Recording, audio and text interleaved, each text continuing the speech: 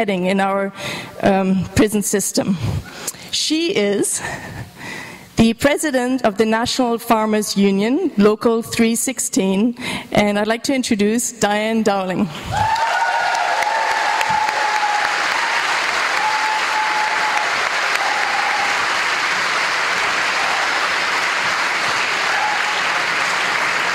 Thank you, Bridget, and thank you, Chris. And wasn't that great, the start off with the music tonight? It's going to be wonderful.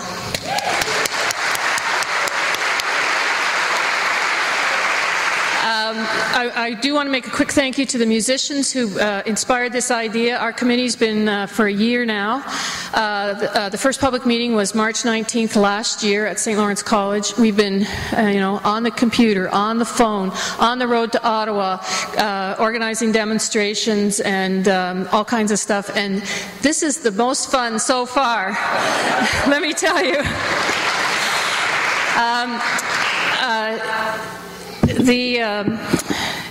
I also want to thank all the volunteers who've helped in so many ways tonight. Some of you just at the last minute as we realized we needed another job done. So thank you, thank you, thank you. And thank you to all of you who've come tonight for a great evening. I'm here representing the National Farmers Union, but there are other farm groups involved in this campaign.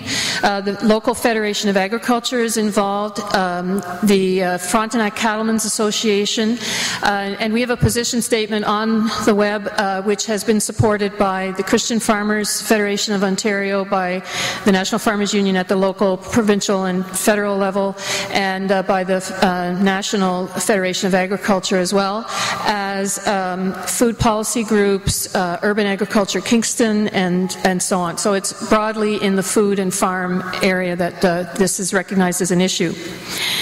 So the question has come up, why would a farmer care about the prison farm? Aren't you busy enough already with your own farm? Yes, we are.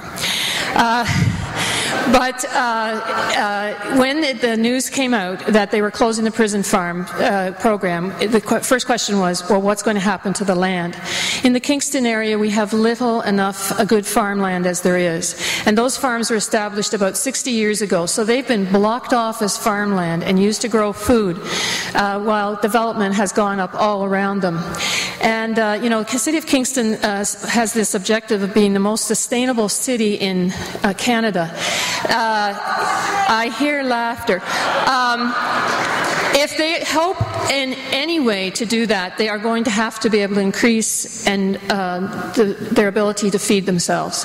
And we cannot lose any more farmland in this area. We have to value it.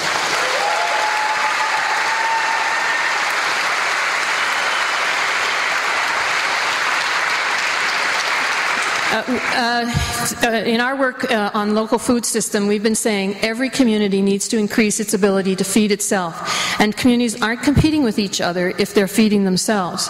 And the prison is a community. The inmates who grow the food there, who are looking after crops, that feed the cows, that make the milk, and that look after the hens, that make the eggs, they are helping feed their community. It's been raised by the Minister of Public Safety that, we'll get out of the agriculture business and let you farmers do it, and we'll stop competing with you. But we don't see them as competing. We see them as a community that's learning how to feed themselves. And furthermore, if you hoped to provide food to the prison system, you would have to go through their tendering system, which is gigantic. Apparently you have to pay a huge fee just to be able to tender. The contracts are gigantic. They are not going to be down at the Kingston market buying lettuce for today's lunch. They are going to be putting those contracts, North America-wide. The contracts have to be NAFTA compliant, and so the food will come in, my guess, the cheapest possible, and probably from out of our country. So that's one of the things that the minister has said, that it's really not a part of the equation. Another immediate concern was that there is an abattoir at Pittsburgh Institution at Joyceville Penitentiary that is used by local farmers. Because they are able to market their beef locally, either to individual customers or to restaurants or stores, they can realize more money out of their beef than they can if they just put it on a truck and send it to a sales bar in some where and take whatever price is given to them that day. So the abattoir is extremely important to the farmers. And to the credit of the Minister of Public Safety at the time, Peter Van Loan, when he was made aware that there was an abattoir there and that, you know, closing the prison farm might jeopardize that, he said, oh, well, no, we won't touch the abattoir. We won't do anything to cause its closure. Now, when I hear that, I say to myself, well, that's not the same thing as saying we will do everything we can to keep it open. You know, I'm skeptical of how long the abattoir will last under the government that we've got. So that's been a very important part of the issue for farmers. The farm at Frontenac Institution at Collins Bay spends $900,000 a year buying farm supplies. That means they're supporting local businesses within our region that also supply other farmers like myself. So that's feed mills, that's farm equipment dealers, service for their dairy equipment and so on. If they lose that major customer, that's going to make their business vulnerable, and that's going to be bad for all the farmers in this area. So that's another important part of the equation that hasn't been considered. We totally disagree, and frankly, we were offended when they said that working on a farm doesn't teach you employable skills.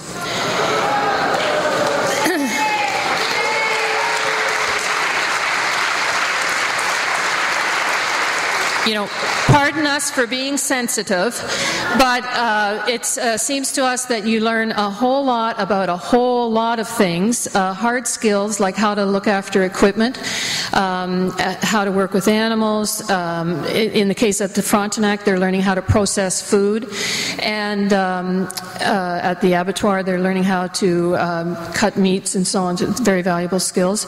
But they are also learning the skills of how to get along with others. The value, and then there's the therapeutic value of working with the land, with animals. These horticultural therapy and animal-assisted therapy is a growing area of therapy for people on the outside of the prisons. So surely it needs to be regarded as useful to inmates, and we are hearing that from the inmates and from staff that this program is calming people down. It's giving them a purpose. There's excellent testimony in today's Week Standard from a couple of inmates that were interviewed this week about what that program has meant to them. So, you know, that's a value that's not been brought into the equation by Corrections Canada. They've said that it's a 1950s model and technology. Not many people maybe have been in the prison. I did visit it last fall, but you can look at the front page of the Whig today and see a fellow with a cow inside their barn. That's not 1950s technology in that picture. That is a modern, well-run, well-managed farm. And, you know, they aren't, you know, they haven't gone to robots, let's say, but then that would mean that fewer people would have jobs. So they're maximizing the number of jobs that there are for people while still using modern equipment. I know I'm well over my 3 minutes. Don't let Jeff Peters pull me off the stage, okay?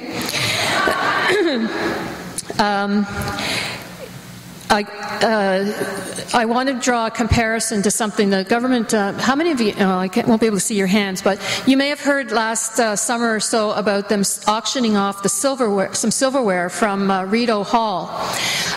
It was just a bunch of junk, you know, in the basement, and so they were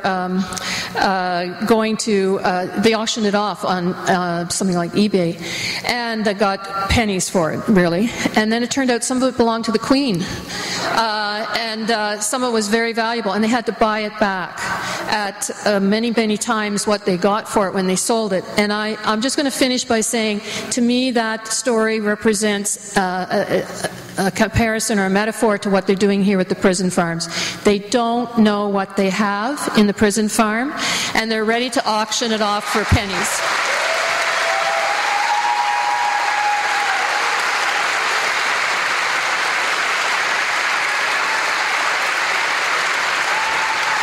So Thank you so much. We have petitions and letters to send. We are also looking for people to sign up on their contact list if you want to hear more about the things we're doing, and I think Bridget's probably going to talk about them. So anyway, thank you. We really appreciate your support.